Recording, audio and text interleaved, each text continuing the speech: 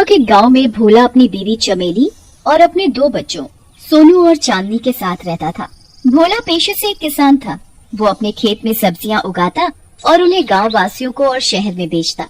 भोला के साथ साथ उसकी बीवी चमेली भी खेतीबाड़ी में उसका साथ देती। भोला के बच्चे गांव के सरकारी स्कूल में पढ़ा करते थे। पढ़ाई में दोनों सोनू और चांदनी अव्वल थे। वो हर कक्षा में अव्वल आते। एक दिन चांदनी की कक्षा में पास ही के गांव का एक लड़का दाखिला लेता है। वो लड़का बहुत ही अकड़ू स्वभाव का होता है। वो कक्षा के हर बच्चे को किसी न किसी तरीके से परेशान करता।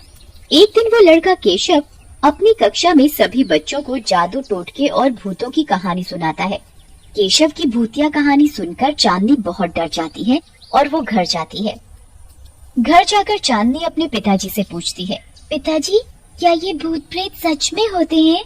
चांदनी का ये सवाल सुनकर उसके पिता भोला बहुत अचंभित हो जाते हैं। अरे बेटा, ये अजीब सवाल आज तुम्हारे दिमाग में कैसे आया?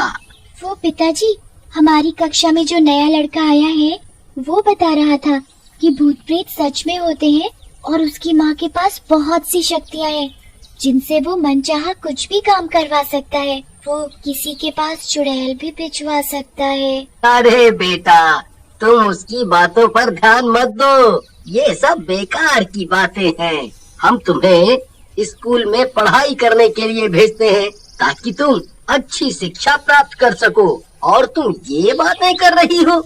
ये सब अंधविश्वास है।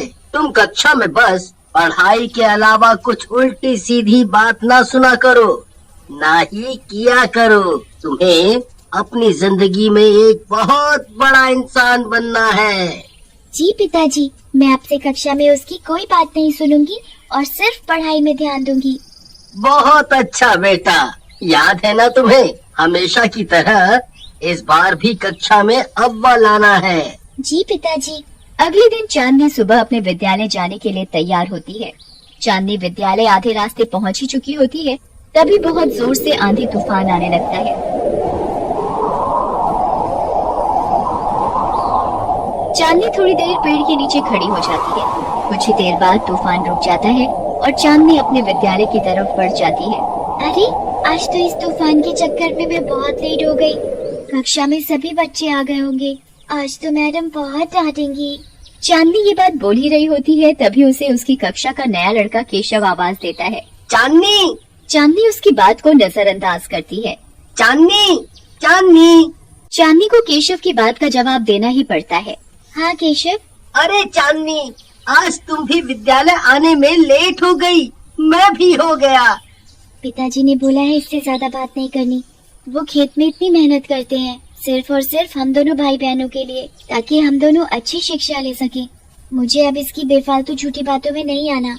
अरे चांदनी, तुम कल ज्यादा डर तो नहीं गई थी ना भूत वाली बातों से? तुम बहुत अच्छा मजाक कर लेते हो केशव।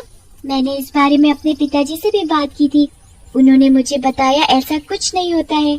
चांदनी की ये बात सुनकर केशव बहुत जोरों से हंसने लगता है। ये तुम क्या कह रही हो चांदनी? इन सब बातों को मजाक में नहीं लेते। ये तुम्हारी अच्छी खासी हंसती खेलती जिंदगी खराब कर सकती है। तुम्हें ये सब बातें कैसे पता? और तुम इन सब बातों में इतना विश्वास कैसे रख सकते हो? मेरी माँ। क्या मेरी माँ? तुम क्या बोले जा रहे हो केशव? मेरी माँ को काला जादू आता है। वो चाहे तो कुछ भी कर सकती है। वो अपने घर में रहकर अपने काले जादू से तुम्हारे घर पर सब कुछ देख सकती है और कुछ भी कर सकती है। ये कैसा मजाक है? तुम ये डराना मुझे बंद करो और विद्यालय के लिए थोड़ी जल्दी जल्दी पैर चलाओ। देखते ही देखते केशव और चांदनी अपने विद्यालय पहुंच जाते हैं। केशव और चांदनी अपनी कक्षा में पढ़ाई करते हैं और अपने अपने घर चले जाते हैं। घर पहुंचकर चांदनी के दिमाग में केशव की बताई गई बातें ही चल रही थी। चांदनी फिर अपने पिताजी से बात करते हुए, पिताजी, क्या ऐसा हो सकता है कि कोई अपने घर से हमारे घर में सब कुछ देख सकता हो?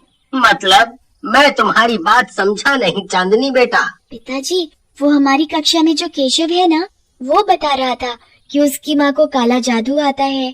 वो चाहे तो कुछ भी कर सकती है। उनकी शक्तियाँ इतनी मजबूत हैं कि वो अपने घर बैठे बैठे हमारे घर में सब कुछ देख सकती हैं। चांदनी की ये बात सुनकर भोला बहुत गुस्से में आ जाता है। चांदनी बेटा, तुम ये क्या रोज फजूल की बातें लेकर बैठ जाती हो? लगता है तुम्हारा पढ़ाई में ध्यान नहीं है अब बिल्कुल। हम इतनी मेहनत करके तुम्हें विद्यालय में भेजते हैं। पिताजी, मैं तो खुद उससे बात नहीं करना चाहती, पर वो केशव बिल्कुल नहीं मानता और अपनी माँ के बारे में बताता रहता है।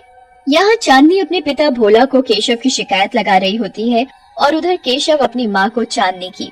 माँ, मेरी कक्षा में एक लड़की है, उसका नाम चांदनी है। वो हमेशा मुझे ये कहकर चिढ़ाती है कि तेरी माँ को कोई काला जादू नहीं आता और ये काला जादू सभी भ्रम की बातें हैं। ये चुड़ैल, भूत, प्रेत कुछ नहीं होते।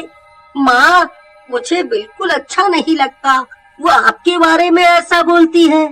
वो बोलती है कि उसके पिताजी ये सब भूत प्रेतों को नहीं मानते। केशव चांदनी और उसकी पिता की 2 की 4 बात लगा देता है। केशव की ये बात सुनकर उसकी माँ माया बहुत गुस्से में आ जाती है। अभी उस लड़की और उसके बाप को पता ही क्या है कि मेरे पास कितनी शक्तियाँ हैं और ये शक्तियाँ मैंने कितनी मेहनत से दिन रात खून पसीना करके हवन से कमाई है। माया गुस्से में हवन करने लगती है। आज मैं उस चांदनी और उसके बाप को बताऊंगी कि काला जादू किसे कहते हैं और भूत प्रेत होते हैं या नहीं। आज मैं उसके घर पर अपने पास कैद की हुई चुड़ैल में से एक चुड़ैल भेज ही देती हूँ। जब वो चुड़ैल उनकी नाक में दम कर देगी ना, तब उसे समझ आएगा कि भूत होते हैं और एक तो उसके घर में ही है। मेरी शक्तियों पर कोई शक करेगा तो मैं उसकी क्या हाल करूंगी, वो इंसान वो सोच भी नहीं सकता। माया लगातार बहुत देर तक हवन करती है और अपने जादू से एक चुड़ैल को एक मटके में कैद करके उसके घर पर जाने को बोल देती है। जा चुड़ैल जा, जा चांदनी के घर और उसके घर में जाकर वो हाल कर देना कि वो काला जादू मानने पर मजबूर हो जाए। माया के बोलने के साथ ही मटका हवा में उड़ने लगता है और देखते ही देखते वो चांदनी के घर के बाहर आम के पेड़ पर जाकर फूट जाता है। मटके में से चुड़ैल निकलकर आम के पेड़ पर अपना वास बना लेती है।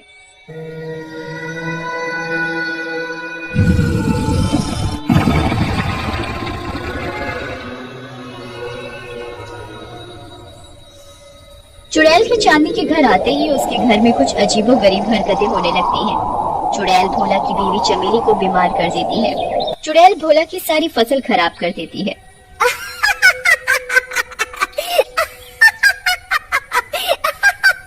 अब इन्हें पता लगेगा कि चुड़ैल और भूत क्या होते हैं और हमारे अंदर कितनी शक्ति है।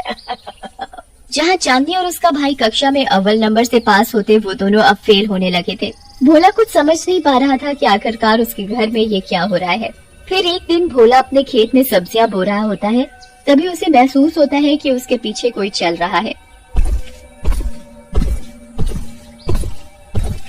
वो पीछे मुड़कर देखता है पर उसे कोई नहीं दिखता।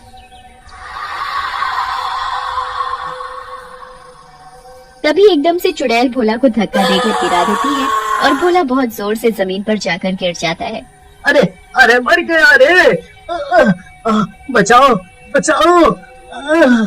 तभी भोला समझ जाता है कि उसके घर पर ये अजीबोगरीब हरकतें ये चुड़ैल कर रही है। भोला अगले दिन गांव के तांत्रिक बाबा के पास जाता है और उन्हें ये सारी घटना बताता है। अच्छा, समझ गया। तांत्रिक मंत्र पढ़ने लगता है और उसे अपने मंत्र की शक्ति से पता लग जाता है कि वो चुड़ैल उनके घर पर आई कैसे। तांत्रिक भोला को ताबीज देता है और बोलता है, इसे अपने घर के मेन गेट पर लगा ले। ताबीज को गेट पर लगाने के साथ ही चुड़ैल घर के अंदर ही जलकर मर जाएगी।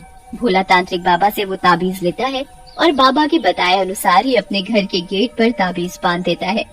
ताबीज बांधने के साथ ही चुड़ैल घर के अंदर बहुत जोरों से चिल्लाने लगती है और देखते ही देखते वो जलकर राख हो जाती है।